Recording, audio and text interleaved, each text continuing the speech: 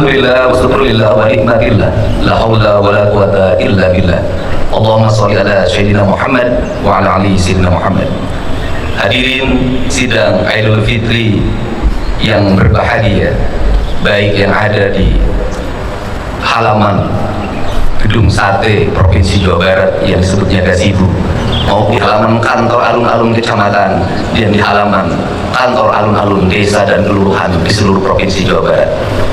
Pada hari ini kita bersama-sama akan bersujud dan bersimpuh dari bahan Allah Subhanahu wa Ta'ala untuk menyempurnakan rangkaian perjalanan ritual dan spiritual kita, bahwa kita adalah makhluk yang berkesadaran sebagai manusia yang memiliki hubungan emosional dan spiritual dengan Allah, berkesadaran sebagai manusia yang memiliki hubungan dan emosional dengan alam sebagai rangkaian zat keperciptaannya, dan kesadaran kita yang memiliki hubungan emosional dan spiritual dengan seluruh lapisan tetangga, sahabat, saudara, handai taulan, orang tua dan keluarga.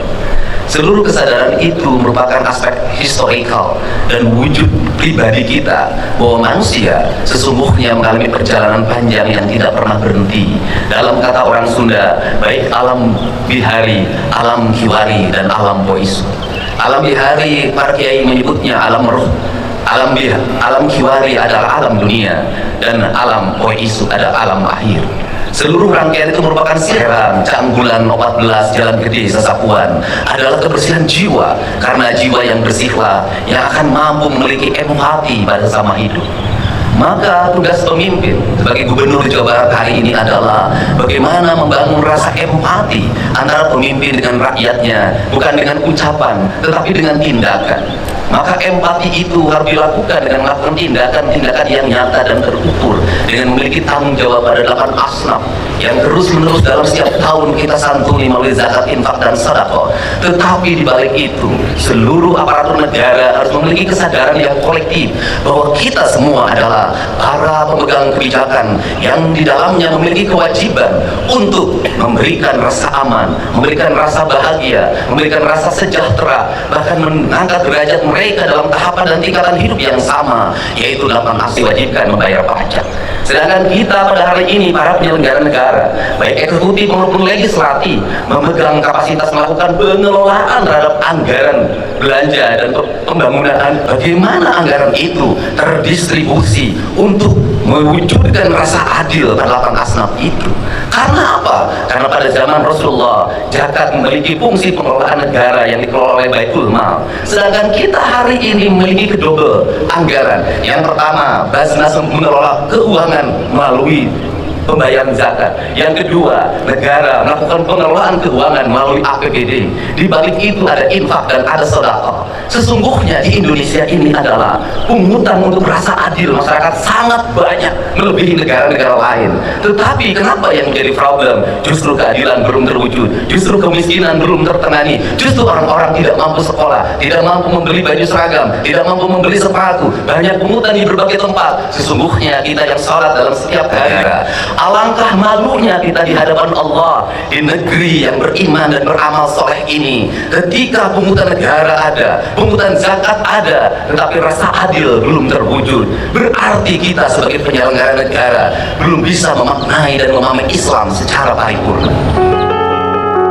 Karena sebagai penyelenggara negara, pengelola keuangan daerah, kami belum bisa mewujudkan seluruh apa yang menjadi cita-cita dasar proklamasi, menjadi cita-cita dasar keislaman kita. Dan setiap bulan dan setiap tahun hanya bisa mempertanggungjawabkan secara administratif, secara yuridis, tetapi kami tidak bisa mempertanggungjawabkan secara paripurna akan melahirkan kebaikan di akhirat. Perbuatan paripurna di dunia akan menjadikan paripurna di akhirat.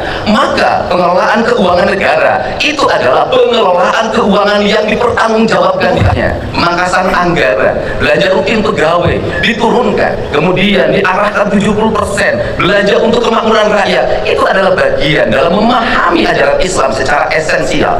Kalau di dalam kaidah pengelolaan zakat, jangan sampai biaya abilin. Dalam kaidah anggaran, jangan sampai biaya rutin pegawai, tunjangan jabatan, perjalanan dinas, ongkos kantor. Itu tugas pengelolaan anggaran. adalah tugas-tugas Islam, tugas-tugas kemuliaan, tugas-tugas kemanusiaan, maka kegagalan seorang gubernur adalah pasti ada orang yang menjadi pengemis di perempatan tidak tertangani dengan baik, masih ada orang yang bunuh diri karena terikat ban emo, ban keliling, pinjol. Seluruh penyelenggara negara di Provinsi Jawa Barat, para bupati, wali kota, para kepala desa, para kelurahan, mari kita bersama-sama memiliki kesadaran keislaman kita bukan dinilai dari umroh kita yang dilaksanakan setiap tahun, keislaman kita bukan dinilai dari gamis yang kita pakai, keislaman kita bukan dinilai dari peci hitam dan putih yang kita kenakan, dari sajarah yang kita hamparkan. Keislaman seorang pemimpin dinilai dari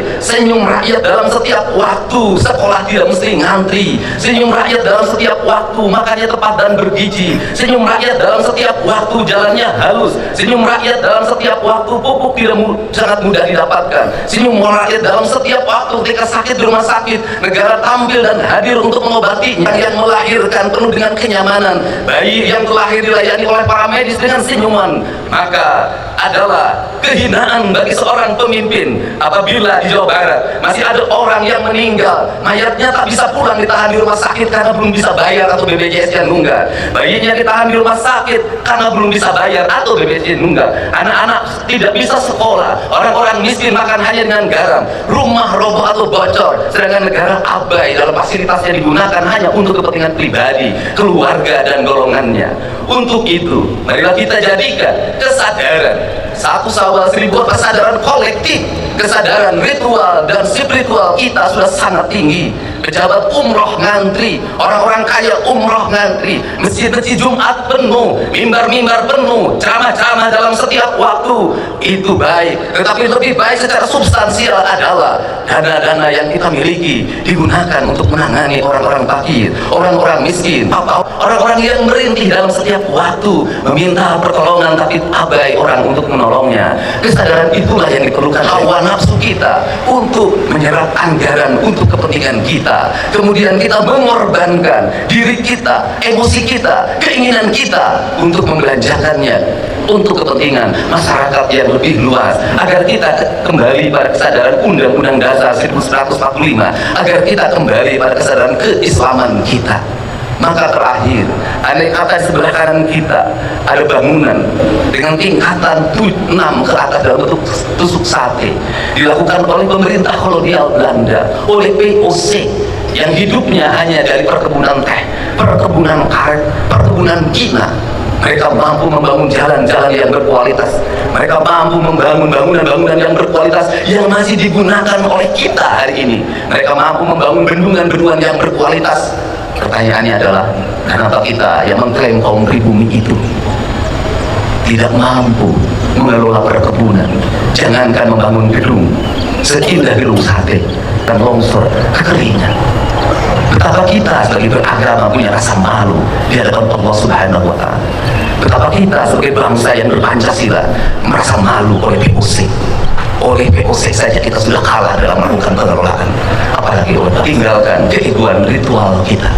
Mari kita bersujud dan mohon ampunan kepada Allah Subhanahu wa Ta'ala, dan bentuk pengampunan Allah Subhanahu wa Ta'ala saya meyakini akan turun pada kita karena kita memiliki kesadaran bahwa kita adalah makhluk yang salah dalam pengelolaan kebijakan. Marilah kita minta maaf pada anak-anak miskin yang tidak bisa sekolah. Marilah kita minta maaf pada orang-orang miskin yang mereka masih tak sanggup makan sebaik makannya kita. Marilah kita minta maaf pada orang-orang fakir yang harus dia mencuri hanya untuk kebutuhan melahirkan keluarganya. Marilah kita minta maaf pada mereka, tinggalkan keangkuhan dan kesombongan kita.